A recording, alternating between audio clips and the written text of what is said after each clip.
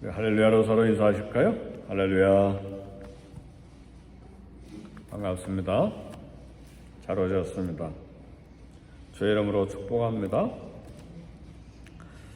두 사람이 한참 싸우다가 목소리가 높아지니까 한 사람이 이런 말을 했어요. 나에게 설교하지 마. 지금 무슨 이야기냐면 오늘은 설교에 대해서 이야기하기 때문에 그렇잖아요. 우리 그런 말 하잖아요. 네가 나한테 연설하지 마 그러기도 하지만 나한테 설교하지 마 그렇게도 말하잖아요.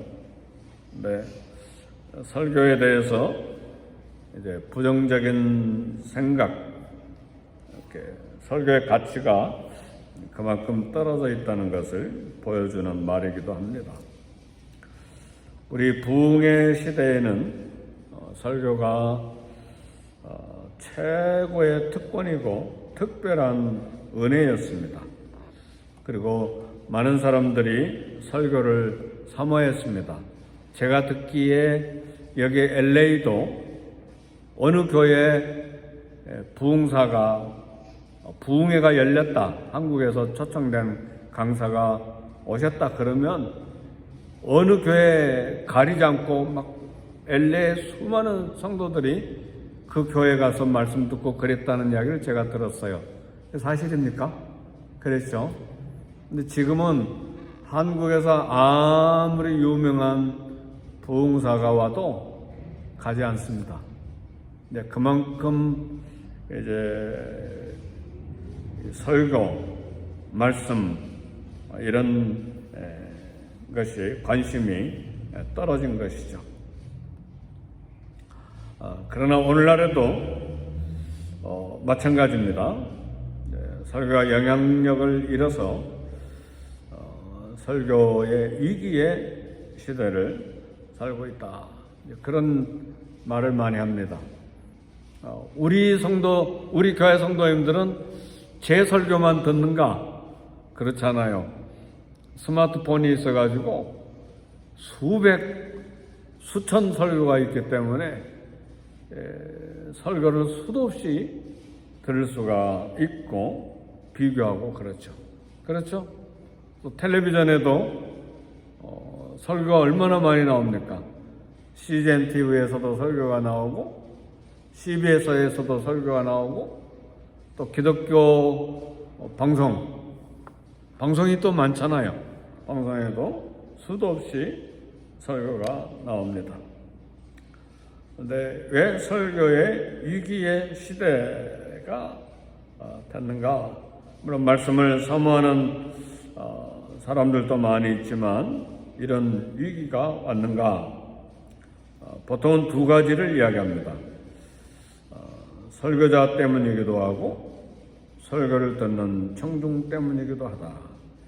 두 이유를 이야기하는데 설교자 때문이라고 하는 것은 설교자가 인격적으로 신뢰받지 못한 사람이기 때문에 또 설교도 그 영혼에서 나오는 설교라기보다는 너무 이제 준비가 안 됐기 때문에 이제 이유가 되기도 하고 두 번째로 설교 듣는 청중 때문이다 하고 하는 이유는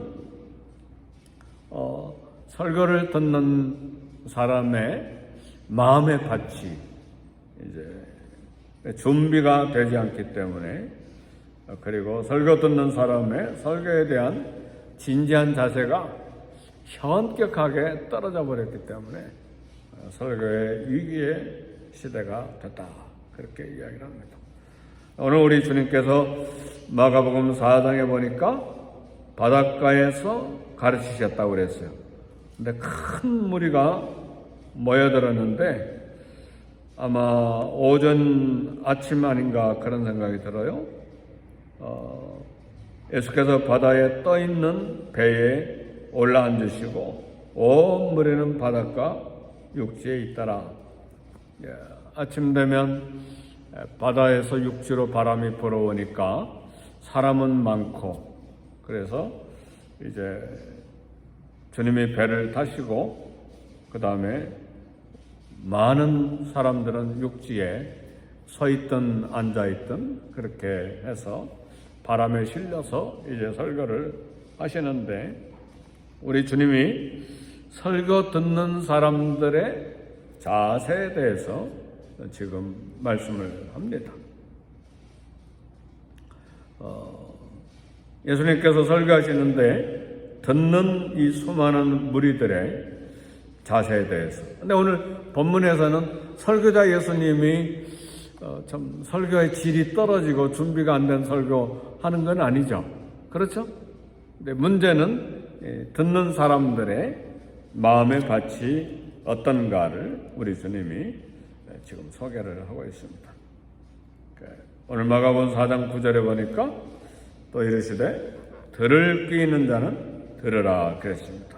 그리고 씨 뿌리는 비유를 하셨는데, 우리가 잘 아는 네 종류의 말씀에 대한 반응을 마음밭을 이야기합니다. 첫 번째 마음밭은 길가 같은 마음인데, 길가 같은 마음은 일단 씨가 뿌려졌으니까 이 사람도 신앙이 있는 사람이에요. 말씀을 들었으니까. 지금 수많은 무리가 갈릴리 바다에 모였잖아요. 그러니까 말씀을 듣는 사람이에요. 그런데 말씀에 대한 열정, 말씀을 사모하는 마음이 전혀 없는 사람이죠.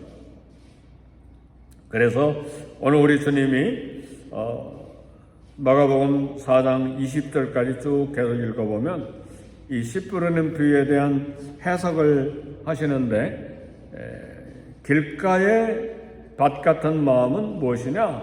말씀을 들을 때 이렇게 열정과 사모하는 마음이 없기 때문에 새가 와서 먹어버린다. 그 말은 사단이 와서 적시로 뿌려진 말씀을 뺏어 버린다는 말이죠. 그러니까 마귀에 의해서 말씀을 빼앗기기 때문에 말씀을 자기 것으로 삼지 못하고 말씀을 들으나 마나죠. 사단이 빼앗아가 버렸으니까 전혀 남아있지 않는 것이죠. 이것이 길가에 떨어진 말씀, 길가와 같은 마음이에요. 이 네 종류의 말씀을 반응하는 마음이 소개되어 있는데, 우리는 어디에 속해 있는가? 두 번째는 돌밭에 뿌려진 씨인데, 돌밭과 같은 마음인데, 돌밭에 떨어진 씨는 이 돌밭이기 때문에 깊이가 없어요. 마음이 이기심으로 또 부패에 있습니다. 그래서 말씀을 들을 때 또 웃기도 하고 감동을 받기도 하고 은혜도 받는데, 돌밭이기 때문에 뿌리를 내릴 수가 없습니다. 그래서 우리 주님이 해석하신 말씀은 뭐냐면, 핍박 등 어려운 일이 생기면 환경이 마음을 이렇게 흔들어 버리면 그냥 기분이 좋지 않으면 넘어지는 것이죠. 말씀에 영향을 좀 받지 못하고 그냥 말씀을 잃어버리는 경우입니다. 이게 돌밭에 뿌려진 씨입니다. 그래서 말씀을 받지만 환경과 감정에 따라서 말씀을 받기도 하고 버리기도 하는 그런 경우입니다. 세 번째 마음밭은 가시떨기 마음밭인데, 세상의 유혹 이기지 못해서 열매를 맺지 못하는 사람이죠. 우리 주님이 마가복음 4장 18절 19절에서 이 가시밭 같은 마음을 해석해 주셨는데, 세상 염려, 재리의 유혹, 이런 욕심 때문에 열매를 맺지 못하는 사람입니다. 말씀에 대한 열정도 있고 사모하는 마음도 있고 또 관심도 있는데 재물과 세상에 대한 욕심이 더 큰 사람입니다. 그래서 우리 주님 만난 사람 중에 한 사람, 부자 청년이 있었죠. 관원, 젊은 나이에 재산을 많이 모았고 젊은 나이에 관원이니까 성공한 사람이고 또 젊은 사람이죠. 그런데 영생에 대한 목마름 때문에 예수님을 찾아왔지만 예수님은 그의 문제를 알고 있었어요. 이 부자 청년의 문제가 뭐냐? 말씀보다 주님보다 재물이 더 크게 그 마음을 차지하고 있는 것을 알고 계셨어요. 그래서 그 문제를 우리 주님이 터치하신 거예요. 우리 주님이 부자인 아리마대 요셉이나 니고데모나 이런 사람에게는 물질에 관한 이야기 안 하시잖아요. 부자인데도. 그죠? 근데 이 부자 청년은 이 돈 문제에 참 열매를 맺지 못하는 사람인 걸 아시고 너 그거 팔아서 가난 사람에게 주고 나를 따르라. 그러니까 심히 근심하고 예수님을 떠나버렸죠. 그래서 이 사람은 재물 욕심을 이기지 못한 거예요. 많은 경우에 우리 성도들이 재물 유혹을 이기지 못하고 말씀의 열매를 맺지 못하는 경우가 있습니다. 재물 소유는 잘못이 아니에요. 아리마대 요셉 같은 사람 얼마나 부자였어요. 그래 예수님이 십자가에 죽으실 때 장사 지내는데 큰 돈을 들여서 예수님 장사 지내잖아요. 그러니까 재물 소유가 잘못이 아닌데 문제는 무엇이냐? 재물 욕심이 신앙보다 더 크기 때문에 유혹을 이기지 못한 것이죠. 결국은 재물이 신앙의 대상이 되고 재물이 나의 안전을 보장한다. 그게 믿음이 거기에 생겨버린 거예요. 사랑하는 성도 여러분, 우리의 안전은 예수님에게 나온 것을 믿으시기를 제 이름으로 축복합니다. 절대로 재물이 나의 안전과 미래를 보장하지 못합니다. 우리 구원도 영생도 주지 못합니다. 근데 이 젊은 관원 청년은 물질이 신앙의 대상이 되어버린 것이죠. 네 번째는 열매 맺는 그리스도인인데 마가복음 4장 20절 말씀을 받아서 30배, 60배, 100배의 열매를 맺는 사람입니다. 말씀을 듣고 말씀을 받아서 결실했습니다. 15절에 보니까 누가복음 8장 15절 같은 내용을 쓴 성경 구절을 보니까 착하고 좋은 마음으로 말씀을 듣고 그랬어요.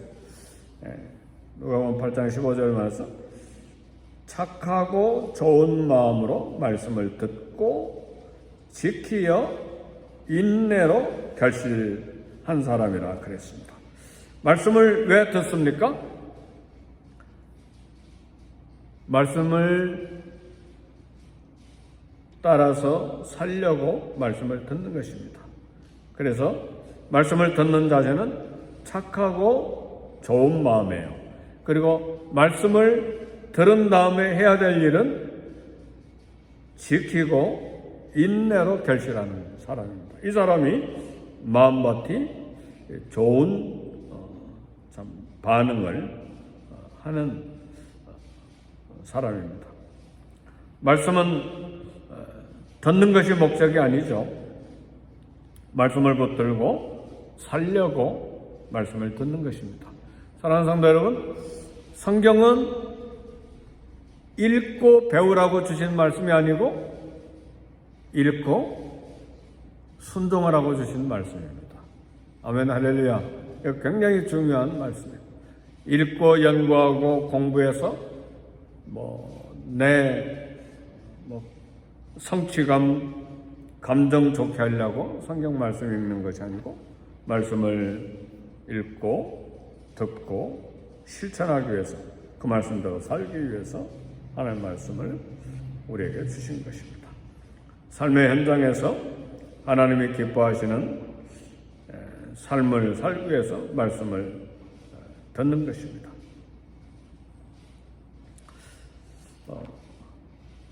한 목사님이 교회에 새로 부임했는데 첫날 설교를 했는데 온 성도들이 너무 좋아했어요. 설교가 좋았어. 교인들이 막 기대가 컸어요. 너무 설교 좋다. 두 번째 주일날 설교를 했는데 주제가 같고 설교 내용도 비슷했어요. 그럴 수 있잖아요. 세 번째 주일날 설교했는데 비슷한 설교를 또 같은 주제 가지고 하셨어요. 그러니까 성도들 간에 이제 이상하다 그런 캐션 마크가 생겼는데 네 번째 주일날 설교했는데 똑같은 설교. 그래서 막 성도들이 수군거리고 그리고 막 걱정을 하기 시작하고 화를 내는 성도들도 있어요. 그래 용감한 성도가 무슨 설교를 네 주나 똑같은 내용을 가지고 그렇게 설교합니까? 목사님이 나도 성도님에게 질문을 하겠습니다.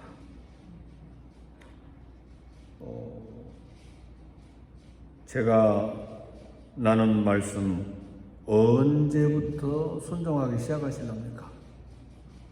성도들은 언제부터 새로운 설교를 하실랍니까? 의 질문인데 목사님은 언제부터 순종하기 시작하시렵니까? 아무리 좋은 설교도 순종하지 않는다면 매일 새로운 좋은 설교 해가지고 무슨 필요가 있느냐 그 말이죠. 우리 이 예화는 많이 들은 예화예요. 새로운 예화 아니잖아요. 우리 들어봤던 예화잖아요.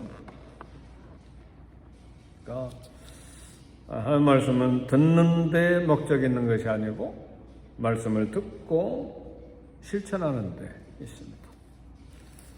만일 하나님의 말씀을 읽고 묵상하고 참 실천해 왔다면 아마 우리 주님께서 우리의 삶을 많이 은혜롭게 더 다루어 주셨을 것으로 생각을 합니다. 네. 우리는 좋은 땅처럼 말씀에 반응하기를 원합니다. 좋은 마음에 밭은 철을 따라 열매를 맺습니다. 그리고 잎사귀가 마르지 아니함 같고 그가 하는 일이 다 형통하는 복을 받습니다. 어디서 많이 듣던 말씀이죠? 시편 1편의 말씀이에요. 복 있는 사람은 말씀을 듣고 실천하기 때문에 죄인의 길에 서지 아니하고 오만한 자의 자리에 앉지 아니하고 그러죠? 악한 사람과 함께 동행하지 아니하는 악인의 꾀를 따르지 아니하죠. 그래서 하나님 복을 주셔서 철을 따라 열매를 맺게 하시고 30배, 60배, 100배 열매를 맺게 하시고 삶이 풍성해져요. 이 사이가 마르지 아니함 같으니까. 그리고 그가 하는 일이 다 형통하는 복을 주신다고 했습니다. 그래서 그렇기 때문에 이런 마음 좋은 밭에 있는 말씀을 듣는 사람은 말씀을 즐거워해서 밤낮 묵상하고 지키고 순종하는 것입니다. 그래서 하나님 말씀에 대한 일단 갈증과 사모하는 마음 다 중요한데 은혜 받고 또 감동받고 도전받는 건 다 중요한데 중요한 건 말씀을 한 말씀이라 듣는 대로 순종하고 실천해 나가는 것입니다. 이런 말씀에 대한 비유는 우리 주님이 많이 하셨어요. 말씀을 듣고 실천하는 사람은 반석에 집을 짓는 사람과 같고 말씀을 듣고도 흘려버리고 순종하지 않은 사람은 모래 위에 집을 짓는 사람과 같아서 비가 오고 홍수가 나면 그냥 집이 무너져 버리는 사람과 같다. 그런 비유의 말씀도 하였습니다. 어떻게 하면 날마다 말씀에 대한 사모의 마음과 뜨거운 마음을 가질 뿐만 아니라 말씀을 따라 순종하는 삶을 살 수 있을까? 이것이 우리 평생의 기도 제목이고 우리 신앙생활의 중요한 기도 제목입니다. 결국은 말씀을 사모하고 그리고 주야로 묵상하고 지켜 행하는 사람, 하나님께서 그들의 삶을 인정하신다. 그렇지 아니하는 사람은 악인으로 이야기했는데 바람에 나는 겨와 같다. 겨는 뭐예요? 쌀겨, 보리겨, 밀가루겨, 어떤 겨든지 바람 불면 날아가 버리죠. 인생이 날아가 버리기 때문에 악인이 의인의 해중에 들지 못한다. 의인 그런 그룹에 들어가지 못하지만 의인의 길은 여호와께서 인정하신다. 인정하신다는 말은 야다, 히브리어로 야다는 알아주시고 그리고 책임져 주시고 보호해 주시고 안전케 하시는 말씀입니다. 말씀을 마칩니다. 우리 주님이 요한복음 15장 7절에서 말씀하셨어요. 너희가 내 안에 거하고 내 말이 너희 안에 거하면, 중요한 말씀이에요. 지금 기도에 대한 말씀입니다. 너희가 내 안에 거하고 내 말이 너희 안에 거하면, 우리가 주님 안에서 살고 주님의 말씀이 우리 안에 있어서 순종되면 무엇이든지 원하는 대로 구하라. 그리하면 이루리라. 그러니까 말씀의 순종이 기도 응답과 중요하게 연결되어 있다는 말. 너희가 내 안에 거하고 내 말이 너희 안에 거하면, 우리가 주님 안에서 살고 주님의 말씀 따라서 순종하면서 살면 무엇이든지 원하는 대로 구하라. 그리하면 이루리라. 좋은 마음의 밭에 사람 기도응답을 받는다는 말씀입니다. 말씀대로 오늘 또 살고 말씀대로 평생에 살아가는 하나님의 복된 사람들이 되기를 주의 이름으로 축복합니다. 기도하겠습니다. 기도하실 때 주여, 하나님 말씀대로 살되 말씀에 대한 갈증과 목마름과 사모의 마음이 가득하게 하시고 말씀을 즐거워해서 주야로 묵상하는 믿음의 사람 되게 하시되 무엇보다도 말씀을 따라 순종하면서 실천하며 사는 복된 우리 모두 되게 해 주옵소서. 하나님이 우리 교회 성령의 충만, 말씀 충만, 은혜 충만 있어서 교회가 부흥되게 해주시고 전도와 선교가 부흥이 일어나게 해 주옵소서. 우리 가정의 자녀들과 우리 온 교회 성도들이 성령 충만 영원의 부흥을 맛보게 해 주옵소서. 기도하시고 특별히 오늘은 선교사님들을 위해서도 기도해 주시기를 바랍니다. 함께 기도하십시오.